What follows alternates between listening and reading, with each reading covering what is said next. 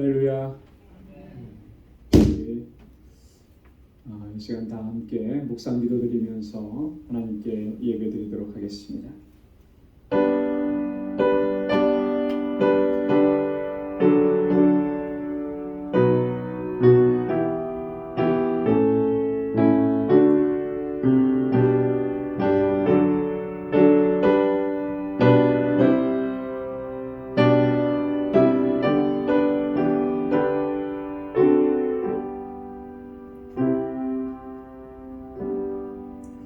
하나님이여, 주는 나의 하나님이시라.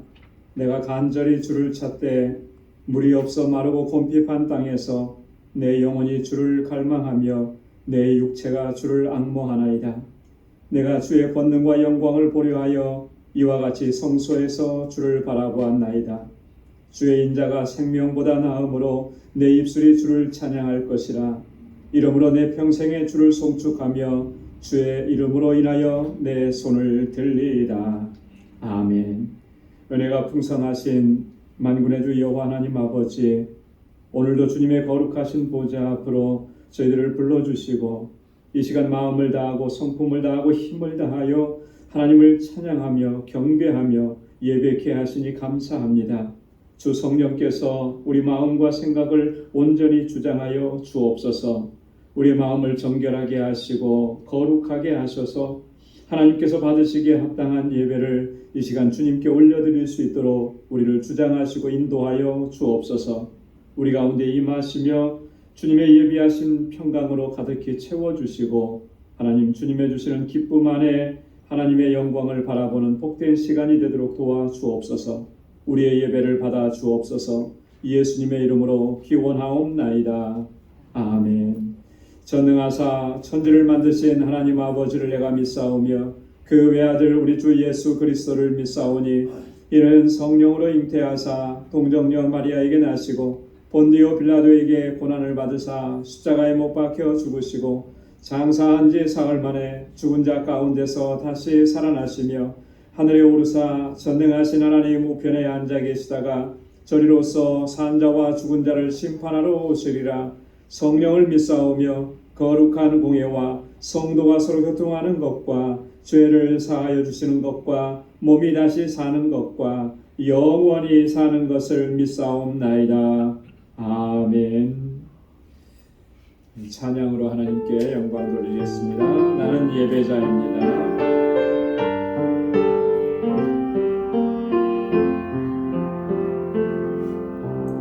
나는 하나님을 예배하는 예배자입니다.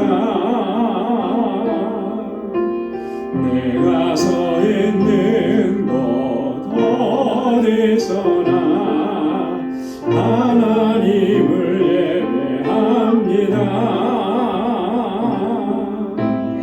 나는 하나님을 예배하는 예배자입니다.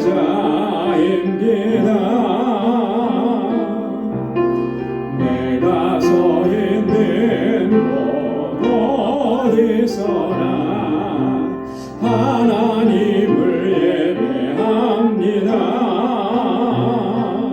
내 영혼 거룩한 은혜를 향하여 내 마음 완전한 하나님 향하여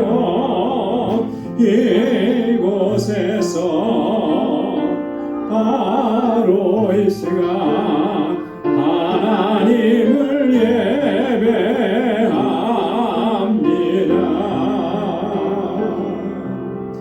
나는 하나님을 예배하는 예배자입니다. 내가 서 있는 곳 어디서나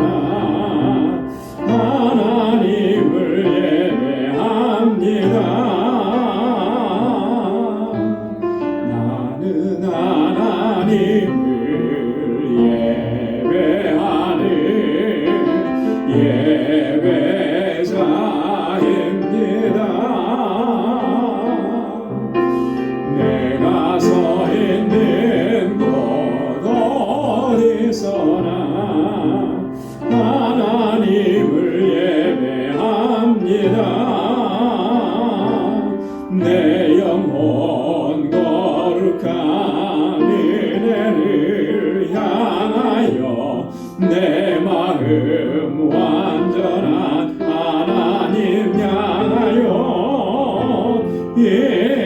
이곳에서 바로 이 시간 하나님을 예배합니다.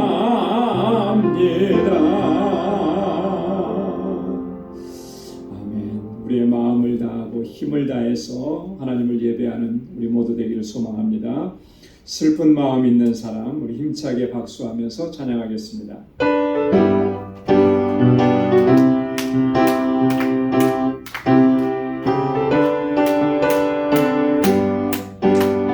슬픈 마음 있는 사람 예수 이름 믿으며 영원토록 변함없는 기쁜 마음 얻으리. 예수의 이름은 세상의 소망이요 예수의 이름은 천국의 기쁨일세. 거룩하신 주의 이름 너의 방패 삼아라. 환난 시험 당할 때에 주께 기도드려라. 예수의 이름은 세상의 소망이요 예수의 이름은 천국의 기쁨일세. 존귀하신 주의 이름 우리 기쁨 되도다.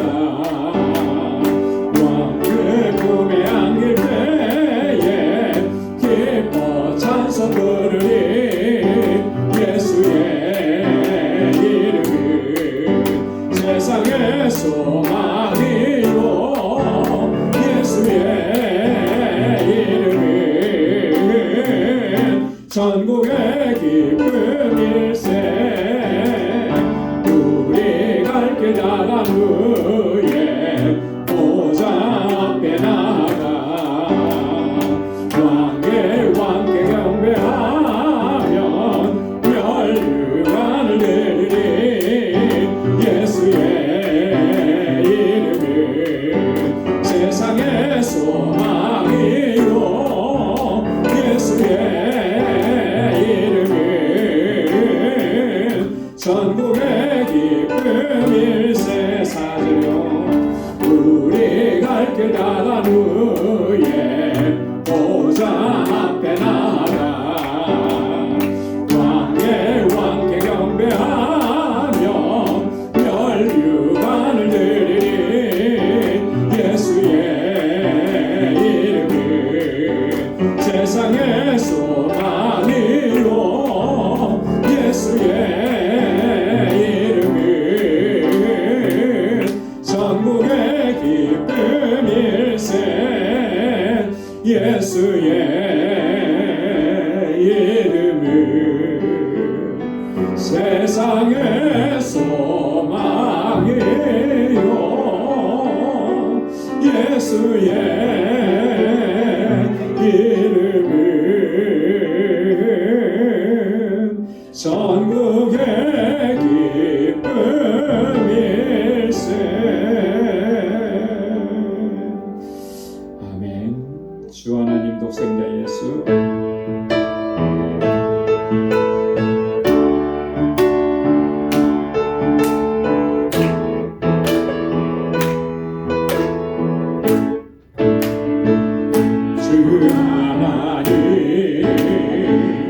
독생자 예수 날 위하여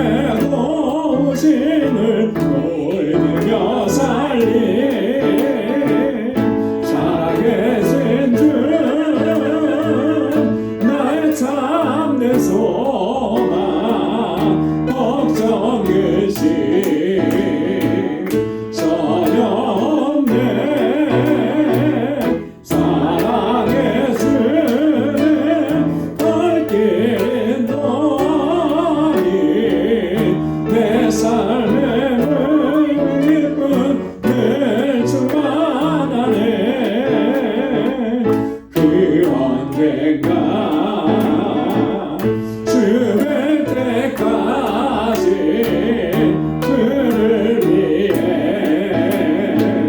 싸우리라. 승리의 길 멀고 매도 주님께서 나의 앞길 지켜주시리. 살아계신 주 나의 참된 소망 걱정 근심 전혀 없네.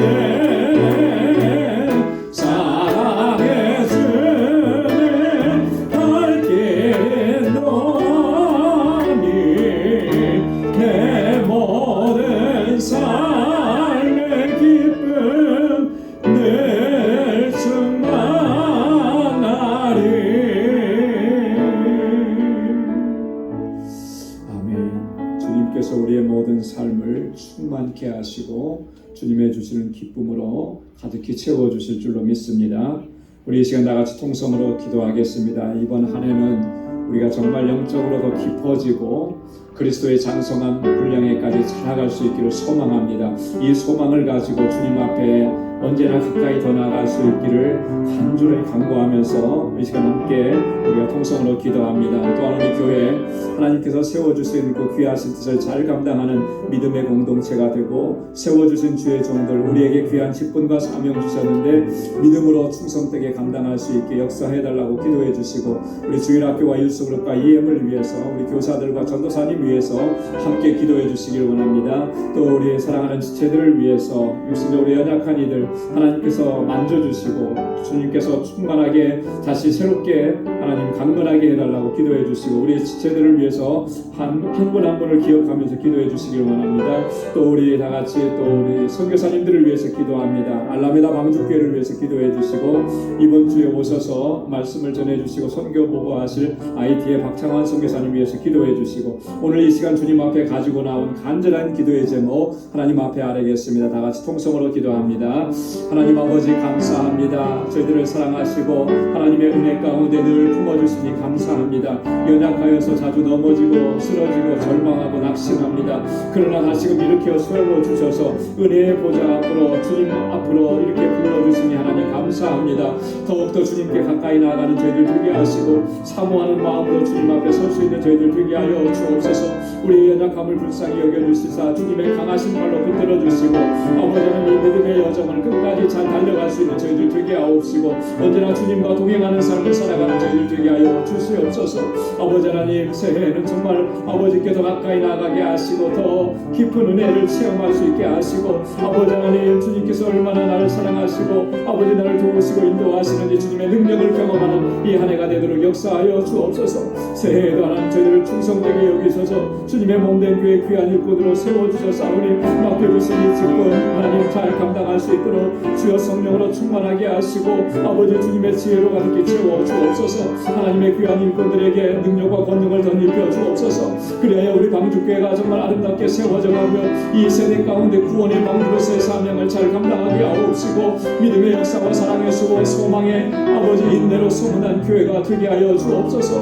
하나님 아버지 이곳에서 자라나는 우리의 사랑하는 학생들 우리 어린 심령들 자녀들 아버지의 청장년들 붙잡아 주시고 저들이 정말 하나님 잘 경유하고 믿음으로 살고 이 세대에 정말 다윗과 같이 하나님 모세와 같이 하나님 앞에 귀하게 쓰임받은 일꾼들이 다 되도록 역사하여 주옵소서. 하나님 저희를 위해서 수고하고 애쓰는 우리 모든 교사들과 아버지 하나님 우리 전도사님 위에 하나님 성령의 충만함과 능력으로 덧입혀 주옵소서. 하나님 우리 교회가 아버지 하나님 주님께서 주신 은혜로 이제는 세상을 섬기게 하시고 아버지 하나님의 세상에 하나님의 복과 은혜를 흘러넘치게 하는 복의 근원된 삶을 살아가는 공동체 되도록 도와주옵소서.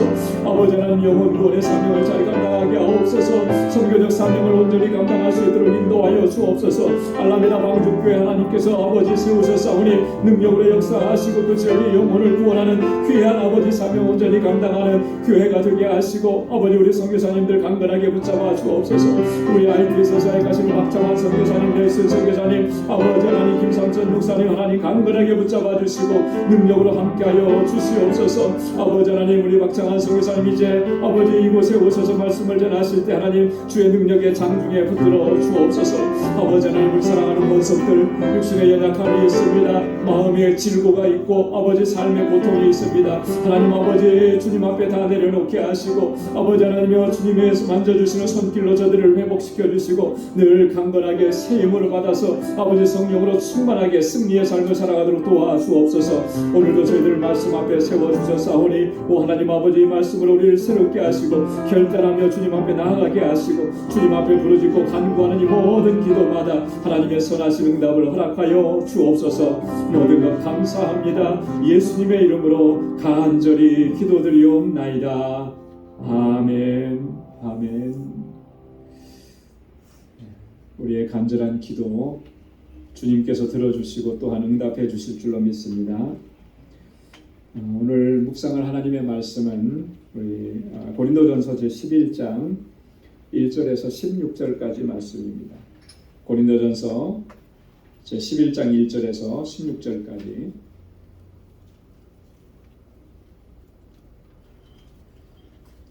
우리 한 절씩 교독하도록 하겠습니다. 내가 그리스도를 본받는 자 된 것 같이 너희는 나를 본받는 자 되라.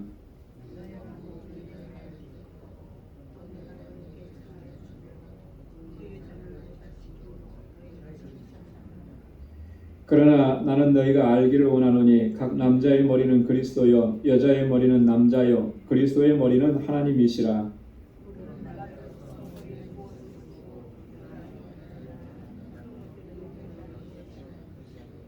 무릇 여자로서 머리에 쓴 것을 벗고 기도나 예언을 하는 자는 그 머리를 욕되게 하는 것이니 이는 머리 민 것과 다름이 없음이니라.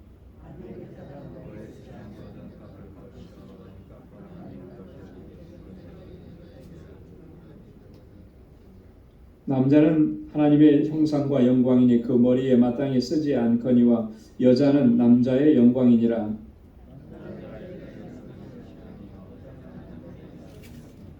또 남자가 여자를 위하여 지음을 받지 아니하고 여자가 남자를 위하여 지음을 받은 것이니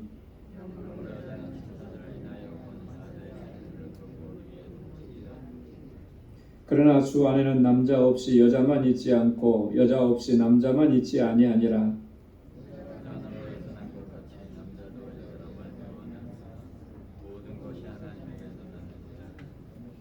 너희는 스스로 판단하라. 여자가 쓰지 않고 하나님께 기도하는 것이 마땅하냐?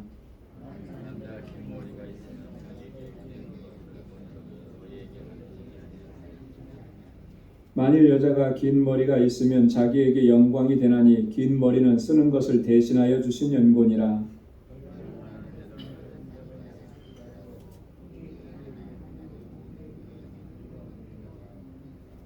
아멘.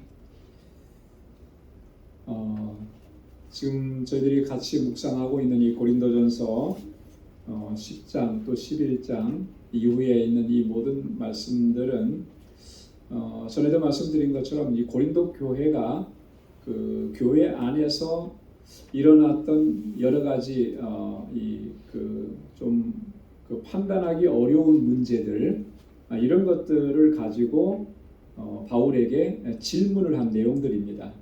이러이러한 일들이 있는데 이런 것들은 어떻게 하면 좋겠습니까? 이제 거기에 대해서 바울이 하나씩 답변을 해주는 내용이 이제 본문 속에 있는 내용들이에요. 오늘 본문의 말씀도 보면은 고린도 교회 성도들이 질문한 거죠. 거기에 대해서 답변을 해주는데 오늘 본문의 말씀을 보면은 그 전체적인 주제를 보면은 그 예배와 관계가 되는 것입니다. 그리고 예배와 관계되는데 그 예배 안에서 있었던 어떤 일들인 거예요. 근데 그것은 또 질서에 관한 문제이기도 하다라고 하는 것이죠. 여러분 여기 본문을 지금 우리가 한번 읽어봤는데 어떤 상황인 것 같습니까? 좀 그림이 하나 그려져야 되는데 예배 드릴 때 뭐가 있어요. 근데 그것을 해야 되냐 말아야 되냐 이런 문제 가지고 지금 얘기를 하는 거예요. 뭐냐면 이런 겁니다. 예배 드릴 때 우리는 지금 예배 드릴 때 그런 게 없어요, 사실. 근데 캐톨릭 처치, 캐톨릭 교회만 가도 이제 그게 아직까지도 존재합니다. 여자분들은 미사에 참여할 때 어떻게 하죠? 수건을 머리에 쓰잖아요, 그죠? 항상 보면은 이제 주머니나 이 가방에 가지고 다녀요. 그래서 이 미사가 시작이 되면 딱 이렇게 머리에 씁니다. 그리고 이제 예배에 참석해요. 바로 이 상황을 두고 지금 얘기하는 거예요. 남자들은 그렇게 안 하죠. 남자들이 캐톨릭 신자 중에 남자들이 머리에 쓰고 이렇게 하는 거 보셨습니까? 남자들은 안 해요. 여자분들만 그렇게 하는 거예요. 이런 전통이 이 초대교회 때부터 있었던 거예요. 근데 그게 의미가 상당히 중요한 의미를 가지고 있는 거예요. 괜히 이렇게 쓰는 게 아니고 그것을 씀으로 인해서 나타내는 것들이 있다라고 하는 거예요. 그걸 지금 바울이 쭉 설명을 하는 것입니다.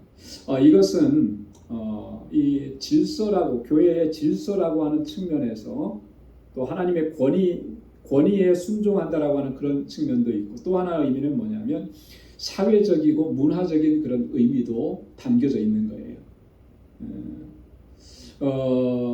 요즘에도 보면은 중동 국가에 가면은 여자들은 이제 그 외출을 하거나 그러면 다 가리죠.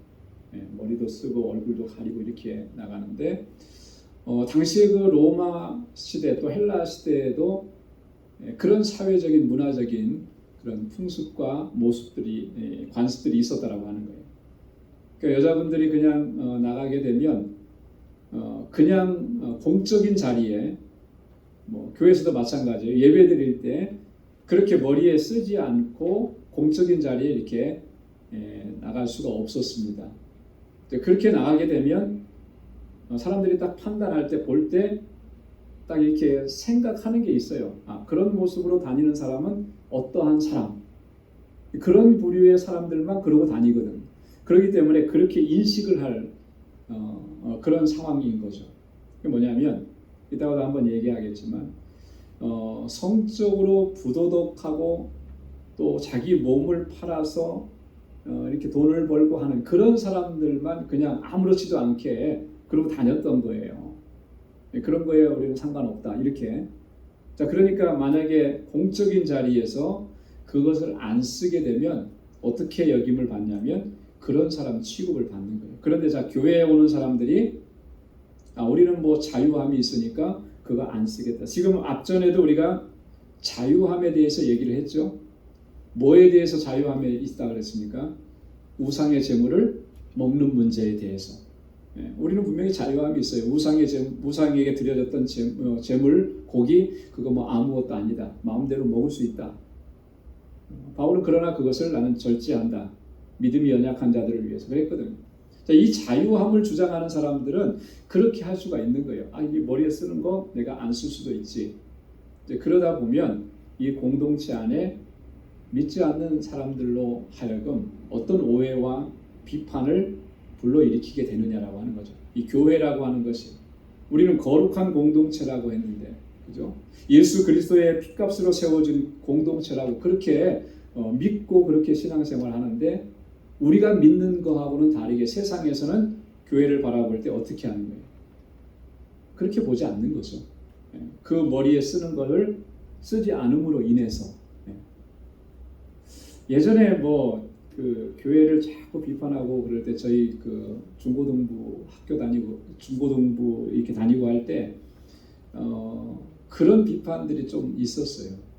뭐냐면 교회에 중고등학생들이 모여서 토요일날 늦게까지 성경 공부도 하고 막 이렇게 하니까 교회는 뭐 하러 간다고요? 놀러 간다. 연애하러 간다. 교회만 갔다 그러면 그렇게 논다. 그런 비판들이 있어서 안 믿는 부모님들 가운데서는 자기 자녀들을 교회에 안 보내려고 하는, 그런데 물들지 말라고. 교회에서는 우리가 모여서 뭐 노는 게 아니잖아요, 사실. 찬양하고 예배하고 활동하는데 밖에서 보기에는 그렇게 보면서 비판하는 거죠. 그런 일들이 이제 언제나 시대적으로 있었는데, 지금 고린도 교회는 바로 그러한 문제 안에 놓여 있었어요. 그래서 이 문제를 우리가 어떻게 해야 되느냐라고 하는 것을 이제 바울에게 질문을 하는 거예요. 머리에 쓰지 않아도 된다. 머리에 쓰지 않고 내가 기도하고 예언하고 예배드려도 아무 상관없다. 이렇게 주장하는데 이거 어떻게 해야 되겠느냐라고 하는 그 질문에 대한 바울의 답변이라고 하는 것입니다. 자, 먼저 이렇게 16절까지 말씀을 봤는데요. 두 부분으로 나눠서 좀 생각을 해볼 수 있습니다. 첫 번째 부분은 1절과 2절입니다. 여기에 보면은 바울이 권고하고 또 칭찬하는 내용이고요. 또 3절부터 16절까지는 이 권위와 질서에 관해서 바울이 좀 더 구체적으로 이야기합니다. 자, 1절에 보면은 바울이 먼저 권고하고 칭찬을 하죠. 내가 그리스도를 본받는 자 된 것 같이 너희는 나를 본받는 자 되라. 내가 그리스도를 본받는 자 된 것 같이. 사실 이 1절에 있는 말씀은요.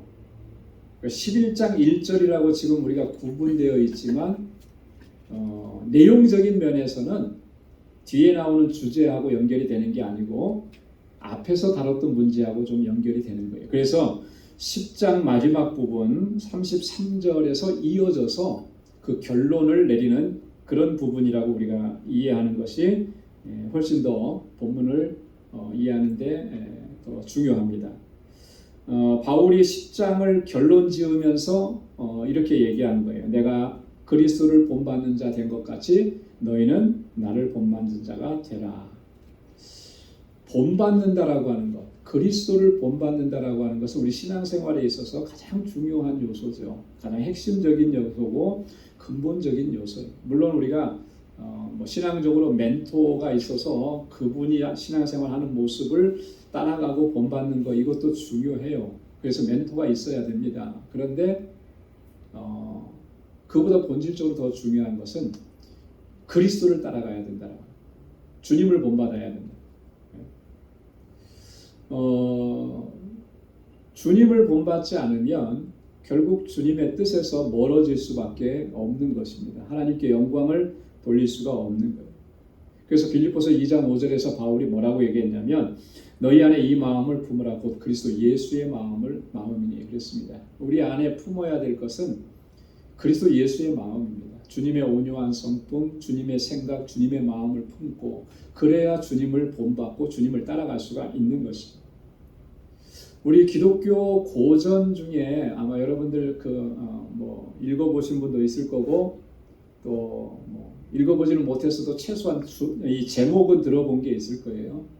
토마스 아 캠피스라고 하는 분, 그분이 쓴 그리스도를 본받아라는 책입니다. 그리스도를 본받아. 여러분 이 책은 강력하게 추천하는데요. 여러분 기회가 되면 꼭 한번 읽어보시면 좋을 것 같아요.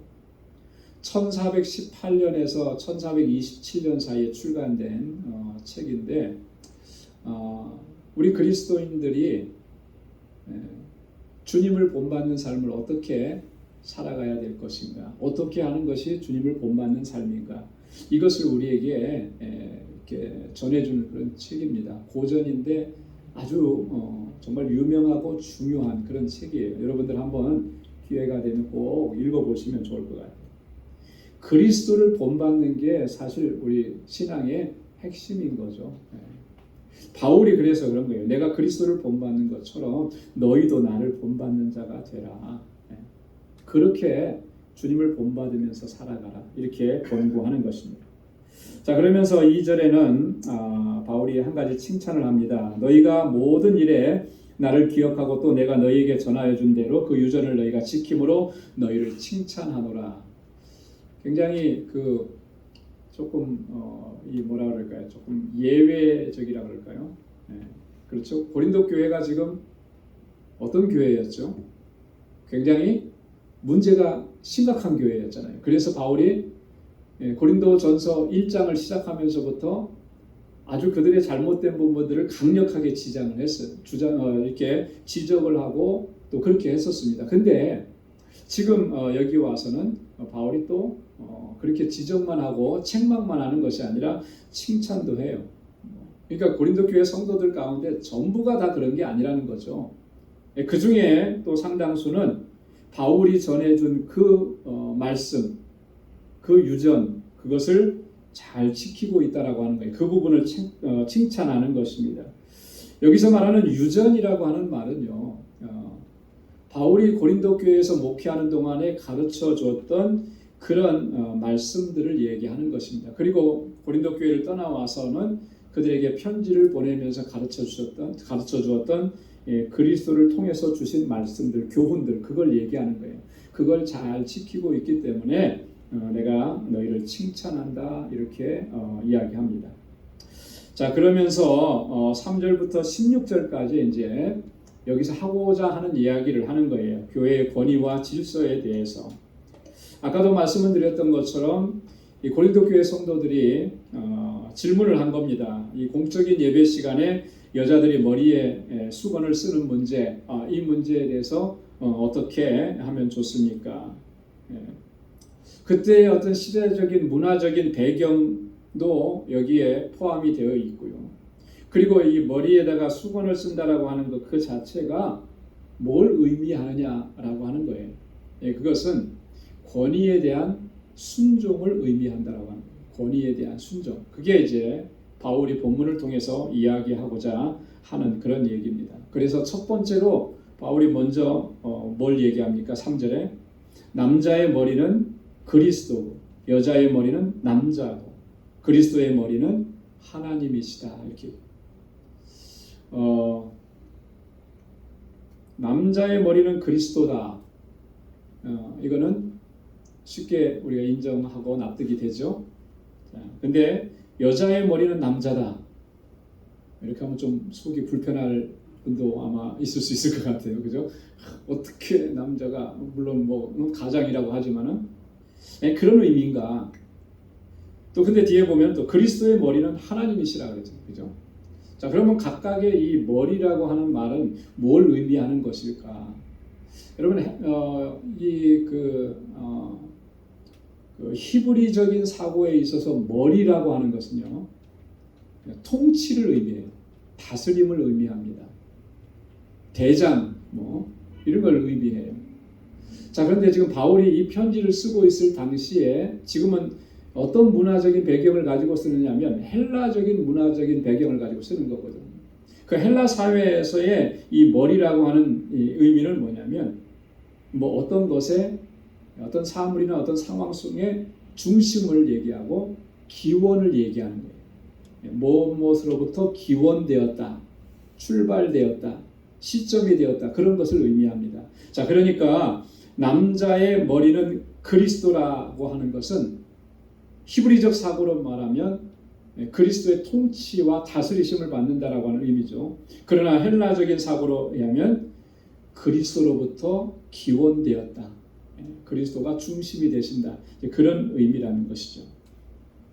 자, 그러니까 여자의 머리는 남자다라고 했을 때 이 말은 어떤 여자가 남자에게 종속되었다, 그런 의미가 아니고 여자의 기원은 남자다 라고 하는 의미를 가지고. 자, 여러분, 이 말은 어떤 의미를 포함하느냐면 창조론적인 질서를 의미하는 거예요. 그렇죠? 창세기에 하나님께서 천지를 창조하실 때 맨 마지막에 누구를 창조하셨죠? 사람을 창조하셨어요. 근데 사람인데 남자를 창조하신 거예요, 아담을. 그 이후에 하나님께서 아담을 통해서 여자를 창조하신, 하와를 창조하신 거예요. 그래서 여자는 뭐예요? 그 기원이 남자다라고 하는 그 창조 질서의 원리를 지금 여기서 바울이 이야기하는 것이랍니다. 자, 그럼 그리스도의 머리는 하나님이시다라고 그렇게 얘기했잖아요. 그리스도의 머리는 하나님이시다. 그러면 하나님과 예수 그리스도는 종속적인 그런 관계인가? 그런 게 아니고 이것은 예수 그리스도의 사명과 그분의 역할, 주님께서 이 땅에 오셔서 사명을 감당하실 때 구속사적인 사명을 감당하신 거예요. 우리 죄인들을 구원하시기 위해서 그 사명을 가지고 이 땅에 오신 구세주라는 거죠. 그 구세주로서의 이 기원은 어디로부터 오는 것이냐면 하나님께로부터 오는 것이다. 여러분 무슨 말씀인지 이해가 되시죠? 그죠? 하나님께서 죄인들을 구원하시고자 하시는 구원의 계획을 세우신 거예요. 그죠? 하나님께서 계획하신 거예요. 하나님께서 섭리하신 겁니다. 자, 하나님께서 계획하시고 섭리하신 우리 죄인에 대한 구원 계획을 누구를 통해서 이루어 가셨냐면 예수 그리스도를 통해서 이루어 가신 거예요. 하나님의 독생자 예수 그리스도를 이 땅에 보내어 주신 거죠. 그러니까 우리의 구원자, 우리의 구세주 예수 그리스도는 하나님께서 계획하신 그 구원의 계획의 뜻을 받들어서 이 땅에 오신 거예요. 그래서 이 구속사적인 섭리와 계획의 근원이 누구시냐? 하나님이시다라고 하는 거예요. 그래서 그리스도의 머리는 하나님이시다라고 그렇게 바울이 이야기하는 거예요. 그러니까 이게 질서라고 하는 것이죠. 이 관계성과 이 질서를 바르게 이해하는 것이 중요하다라고 하는 것을 바울이 얘기합니다. 자, 그러면서 이제 좀 강론적으로 이렇게 조금 더 좁혀 들어가는 거예요. 이런 질서 안에 우리가 있는데, 자, 그러면 공적인 예배에서 우리가 머리에 수건을 쓰는 문제, 이 문제를 어떻게 할 것이냐, 어떻게 바라봐야 될 것이냐라고 하는 거죠. 자, 4절에 보면은 남자가 머리에 무엇을 쓰고 기도나 예언을 하는 것은 그 머리를 욕되게 하는 것이다 그랬습니다. 남자가 머리에 무엇을 쓰고 기도나 예언하는 것, 그 머리 대신 그리스도를 욕되게 하는 것이다. 왜 이런 말을 하게 되는 것일까? 왜? 그 헬라 당시에 그 헬라 이 고린도도 다 헬라 문화권 속에 있으니까요. 그 당시 헬라 문화권 속에서 남자들이 머리에 뭐를 쓰는 경우가 있었대요. 근데 누가 그걸 썼냐면 노예들만 그걸 썼다는 거예요. 노예들만. 그러니까 일반인들은 그 머리에 쓰지 않는 거예요. 남자들. 근데 노예들이 그 머리에 이제 뭘 썼어요. 근데 그 쓴 것은 뭘 의미하느냐?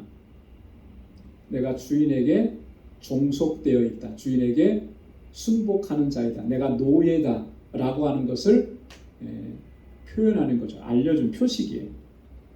자, 그런데 그리스도인 우리 남자 그리스도인이 기도나 예언을 할 때 머리에 만약에 무엇을 쓴다고 하면은 그건 뭘 의미하는 것이겠습니까? 그게 우리가 그리스도에게 종속되어 있다라고 하는 것을 의미하는 것이 아니라 그리스도 외에 어떤 보이는 대상에게 내가 순복한다라고 하는 것을 의미합니다.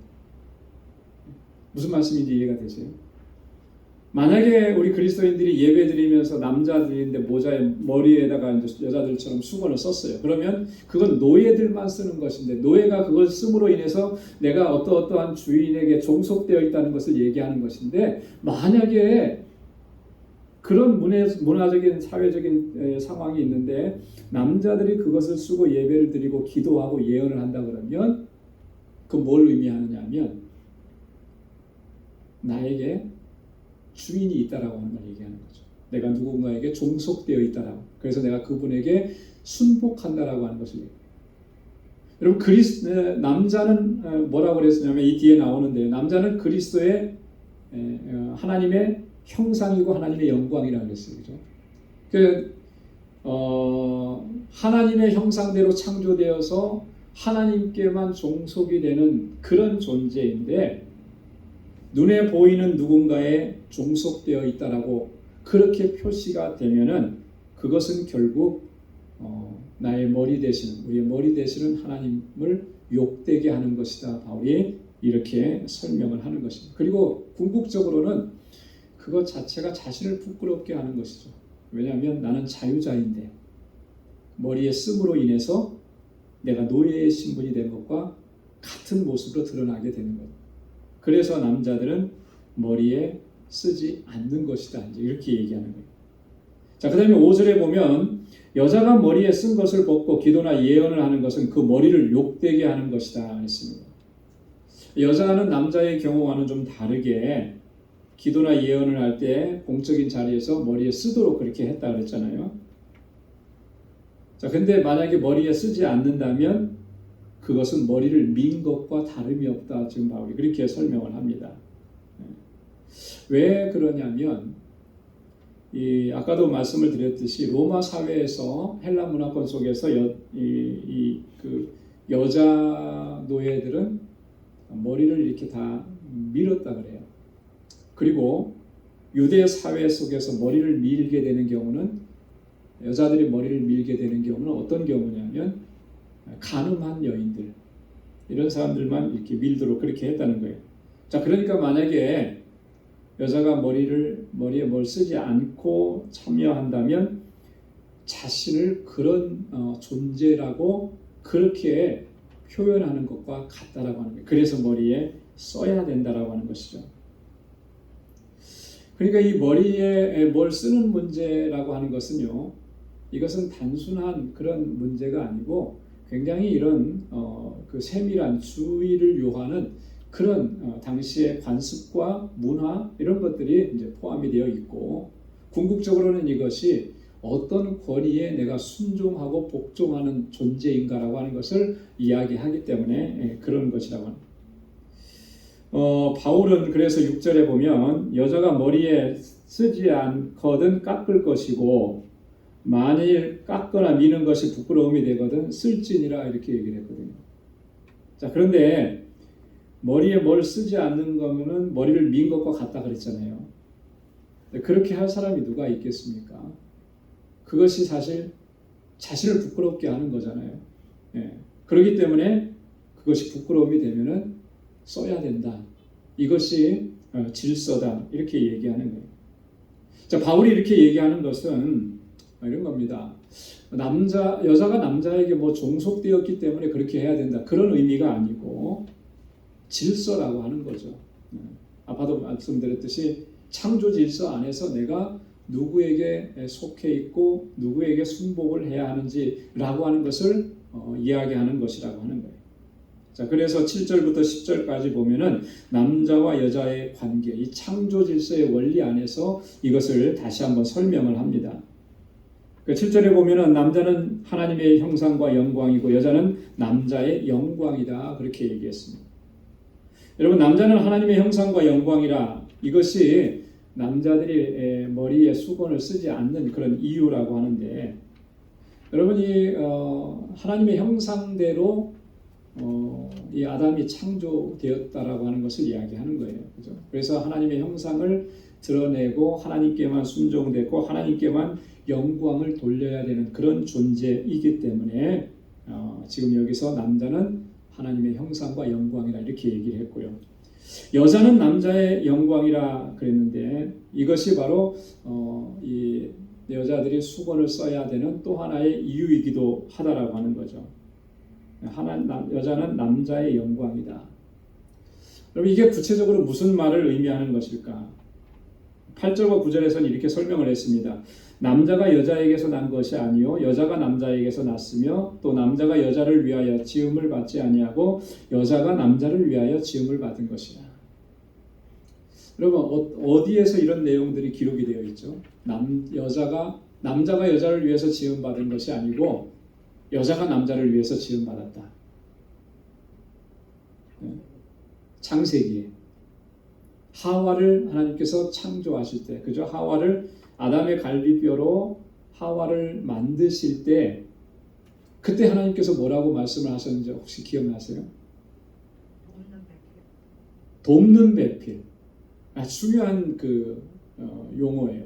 돕는 배필. 창세기 2장 18절에 보면 아담을 창조하시고 아담을 만들어 놓으셨는데 하나님 보시기에 그렇게 썩 기쁘지 않은 거예요. 뭐가 기쁘지 않았을까요? 독처하는 것이.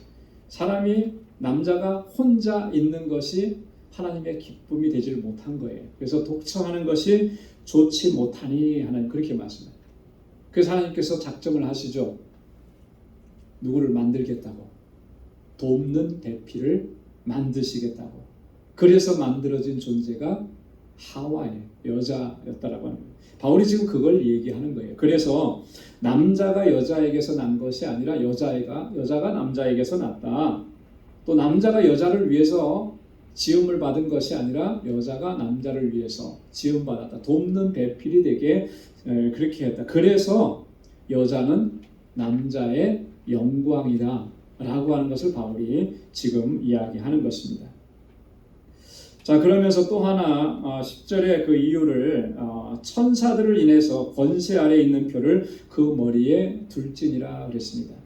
특별히 이 머리에 쓰는 문제는 뭐와 관계가 있다 그랬습니까? 예배와 관계가 있다 그랬잖아요. 그죠? 예배의 현장, 예배의 자리에. 자, 천사를 인해서 왜 이것을 써야 하는가? 천사를 인해서 권세 아래에 있는 표를 써야 된다라고 이렇게 얘기했잖아요. 그죠? 그 천사는 어떤 존재입니까? 하나님께서 다스리시고 부리시는 존재이고 또 하나님의 영광을 찬송하고 찬양하고 예배하는 존재들이 천사들이라고 하는 거예요. 그래서 천사들은 항상 그 예배자의 돕는 자로서 그 자리에 함께하는 것이죠. 그래서 그 예배의 자리에서 우리가 하나님의 권위와 권세 아래에 있음을 나타내고 보여주는 표식으로서 그 머리를 써야 된다. 순종의 표식으로 그것을 얼굴에 머리에 써야 된다라고 하는 것을 바울이 지금 얘기하는 것입니다. 그리고 그 다음에 이렇게 무슨 이런 어떤 관계와 어떤 질서에 대한 부분을 쭉 설명을 했지만 바울이 결론적으로 여기서 얘기하는 게 뭐냐면 11절과 12절에서 볼 수 있는 것처럼 최종적인 권위자는 바로 하나님이시다라고 하는 것을 이야기하는 것입니다. 자, 그래서 11절에 보면 그러나 주 안에는 이게 중요한 거죠. 어떻게 잘못 이해하면 남자와 여자를 상하 관계로 종속 관계로 그렇게 이해하기가 쉬운데 바울은 전혀 그런 개념을 가지고 이야기하는 게 아니라고 하는 거예요. 하나님께서 창조하실 때 주셨던 그 질서가 하나님을 예배하는 그 예배의 현장 안에도 있어야 된다. 그 질서가 유지되어져야 된다. 이 의미를 가지고 얘기한 거예요. 그렇기 때문에 바울이 11절과 12절에 있는 이야기를 하는 것입니다. 그게 뭐냐면 그러나 그래요. 네. 그러나 주 안에는 남자 없이 여자만 있지 않고 여자 없이 남자만 있는 것이 아니다. 그렇죠? 네. 바울이 지금까지 주장했던 모든 그 권고했던 이야기들, 여자는 남자의 권위 아래 있는 표로서 머리에 수건을 쓰라. 이것이 남자와 여자의 관계가 상하 관계다. 월등하고 열등한 관계다. 이거를 얘기하려고 하는 것이 결코 아니다라고 하는 것을 바울이 여기서 다시 한번 얘기하는 거예요. 여러분 그렇잖아요. 남자 없이 여자만 존재할 수 있습니까? 여자 없이 남자만 존재할 수 있겠어요? 그럴 수는 없는 거죠. 그러니까 남자나 여자가 상호 동등한 관계라고 하는 것을 바울이 여기서 천명하는 것입니다. 그래서 12절에 보면 여자가 남자에게서 난 것 같이 남자도 여자로 말미암았느니라. 그렇죠. 세상의 모든 남자들이 여자로 인해서 이 땅에 태어나고 존재하게 된 거예요. 이거 부정할 수 있는 사람이 있습니까? 부정할 수 있는 사람 아무도 없는 거예요. 그렇게 우리가 어머니를 통해서 존재하게 된 거잖아요. 바울이 지금 그걸 얘기하는 거예요. 창조의 원리로서는 여자의 기원이 남자예요. 그렇죠? 아담을 통해서. 그러나 자연적 출생의 원리로서는 남자의 기원은 여자인 거예요. 자, 이걸 뭘 말하는 것이겠습니까? 상호 동등한 관계라고 하는 것을 이야기하는 거예요. 그렇기 때문에 남자와 여자는 어떤 관계예요? 상호 의존적이고 상호 동등한 존재인 것을 기억해야 된다라고 하는 거예요. 이것을 놓치면은 이 질서가 다 무너져 내리게 되는 것입니다. 하나님께서 동등한 존재로 하나님을 섬기도록 그렇게 창조하셨는데 단지 우리가 이 바울이 지금 이 문화권 안에서 이야기하는 것은 이 창조 질서 안에서 각각의 지위와 역할을 어떻게 감당해야 하느냐 이것을 얘기하는 겁니다. 오늘날에도 보면은 굉장히 여성의 지위와 역할을 제한시키면서 그렇게 이 교회 공동체 안에서 그렇게 하는 경우들이 좀 그런 교단들이 좀 많이 있더라고요. 아직도 저희가 속해 있는 교단이나 대다수 많은 교단에서는 그 여성 안수 문제를 다 허락을 했습니다. 그죠? 예전에는 그렇지 않았었거든요. 그게 허락이 된 게 불과 20-30년 정도밖에 안 돼요. 그 전에는 같은 항존 직분자라고 하더라도 그 여성이 선출되었을 때는 안수를 안 했었어요. 그렇죠? 그래서 권사님들 이렇게 하면은 권사로서 임명은 하지만 안수는 안 했었더라고요. 근데 이제 지금은 그렇지 않죠. 여성이 됐든 남성이 됐든 다 동일하게 안수를 해요. 근데 아직도 그런 제한을 두는 교단들이 여전히 존재합니다. 그 뭘 의미합니까?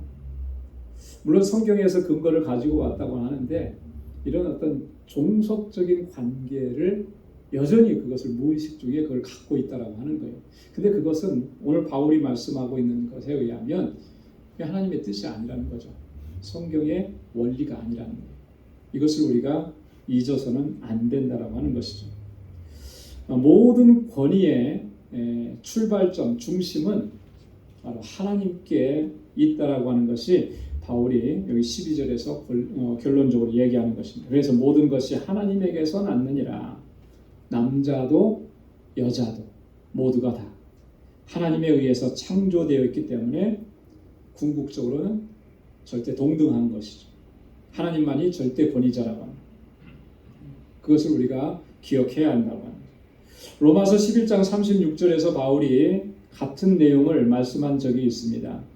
이는 만물이 주에게서 나오고 주로 말미암고 주에게로 돌아갑니다. 영광이 그에게 세세에 있으리로다.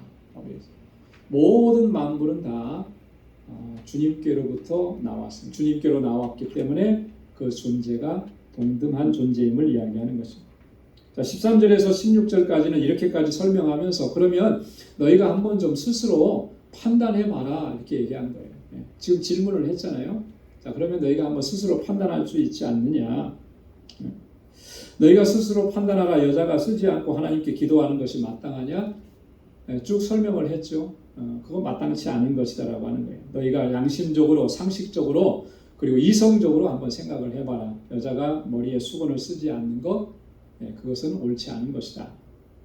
또 14절에 보면은 남자가 긴 머리가 있으면 자기에게 욕되는 것을 본성이 너희에게 가르치지 아니하느냐. 남자가 머리에 쓰는 것이나 혹은 또 머리를 길게 하는 것은 같은 의미로 보는 거예요. 근데 긴 머리를 가지고 있는 것이 자기에게 욕된다라고 하는 것. 그것이 너희 본성적으로 가르치지 않느냐. 하나님께서 주신 본성이 그것이 아니다라고 하는 것을 우리에게 알려주지 않았느냐. 그것을 얘기하는 것입니다. 만일 여자가 긴 머리가 있으면 자기에게 영광이 되나니 긴 머리는 쓰는 것을 대신하여 주신 연고니라. 여자에게 긴 머리가 있다라고 하는 것은 자기에게 영광이다라고 하는 거예요. 그것이 영광인 것처럼 긴 머리는 쓰는 것을 대신하여 준 연고라 이렇게 얘기했는데요. 쓰는 것을 대신한다라고 하는 말은 긴 머리를 가지고 있으니까 안 써도 된다 그런 의미가 아니고 긴 머리가 있어서 자기에게 영광이 되는 것처럼 여자는 머리에 쓰는 것이 그것이 자기에게 영광이 되는 것이고 하나님께 영광을 돌리는 것이다. 그런 의미로 지금 바울이 이야기하는 것입니다. 그래서 여자가 예배 시간에 쓰는 것은 그것은 마땅하고 당연한 것이다 라고 하는 것을 바울이 설명하는 것입니다. 변론하려는 태도를 가진 자가 있을지라도 우리에게나 하나님의 교회에는 이런 규례가 없느니라. 16절에 결론적으로 이렇게 얘기합니다. 이런 규례라고 하는 것은 뭘 얘기하느냐면요. 여자가 머리에 수건을 쓰지 않고 이 공적인 예배에 참석해도 된다라고 하는 그런 규례. 이런 것은 지금 우리에게나 교회에나 그런 규례가 없다라고 하는 거예요. 그러니까 이것은 뭐예요? 다시 반복적으로 얘기하면 마땅히 그것을 써야 된다라고 하는 것이죠. 이게 창조의 질서를 얘기하는 것이고 하나님께서 주신 원리라고 하는 것. 그것을 지금 바울이 설명합니다. 여러분 당시에는 이렇게 머리에 쓰는 것이 이제 문제가 되었던 거죠. 교회 안에. 이런 현상들이 오늘날 우리 교회 공동체 안에 충분히 있을 수가 있는 거예요.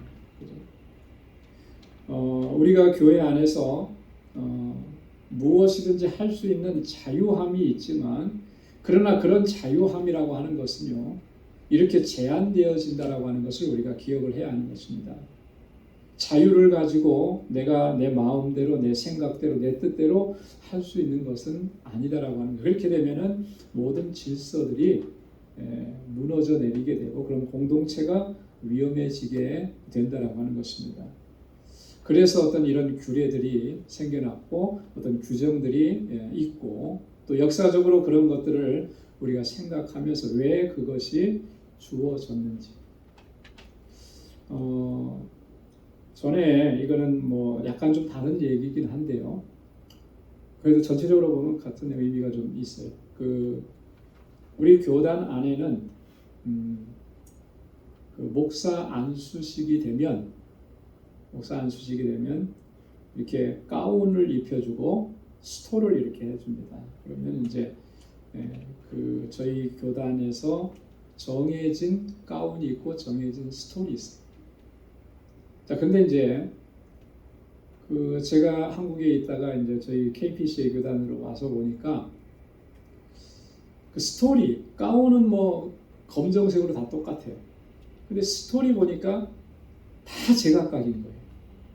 어떤 목사님은 이거 쓰고 어떤 목사님은 저쪽 교단에 있는 거 쓰고 뭐 저 같은 경우는 이제 한국에서 왔으니까 한국 교단에서 쓰던 걸 가지고 다 다른 거예요, 다 다른. 근데 그 스토리에 새겨진 문양들은 그가 어느 교단에 속해 있는지를 보여주는 거거든요. 근데 그것도 다 달라요. KPCA라고 하는 교단에 소속되어 있는데 실제로 착용하는 복장에는 이 가운에는 스토리는 다 틀리더라는 거죠. 그래서 이게 굉장히 좀 혼란을 많이 가져다 준 거예요. 저분은 분명히 여기인데 소속이 어디지? 이렇게 됩니다. 근데 심지어는요 목사 안수식이 그러다 보니까 그런 거를 제대로 이렇게 안 하다 보니까 목사 안수식에 그런 경우도 봤어요.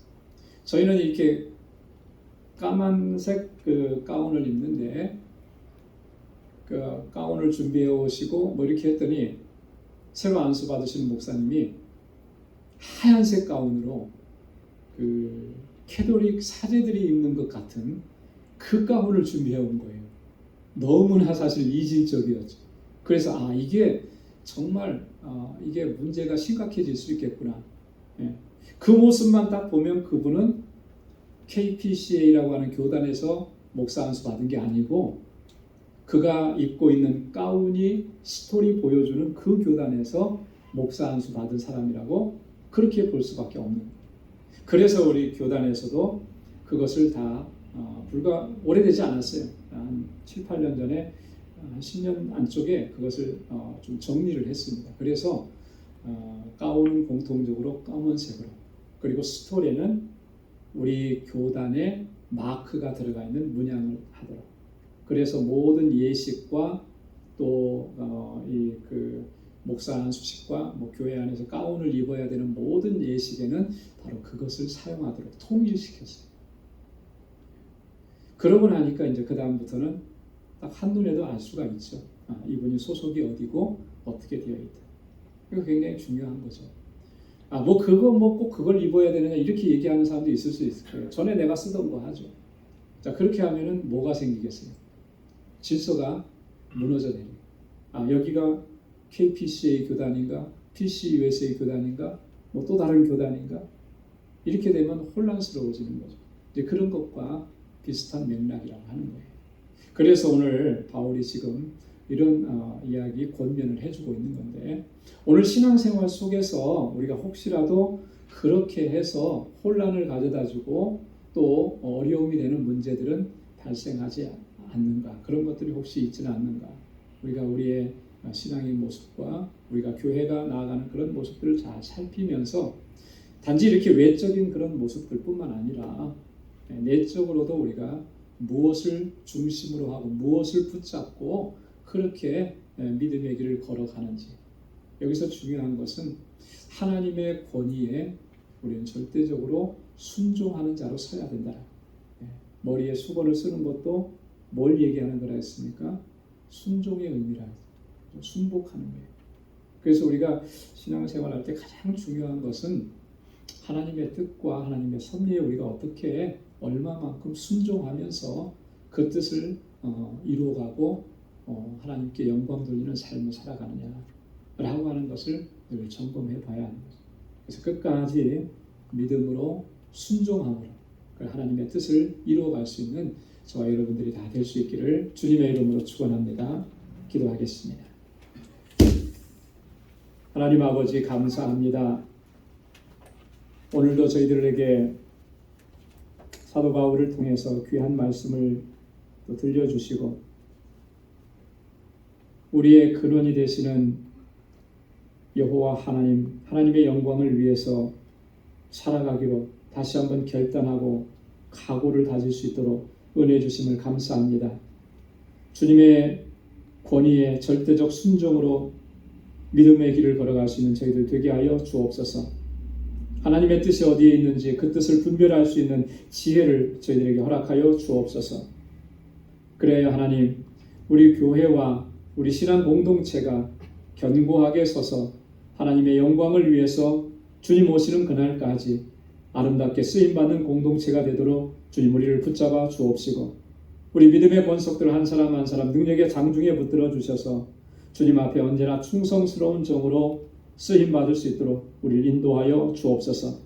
우리의 방주의 권속들 한 사람 한 사람 주님께서 능력의 장중에 붙들어 주시고 날마다 새 힘을 더해 주시고 하나님 세상에서 우리가 어떠한 일을 만나든지 하나님 넉넉히 이겨낼 수 있는 믿음의 용사들이 다 되게 하여 주옵소서.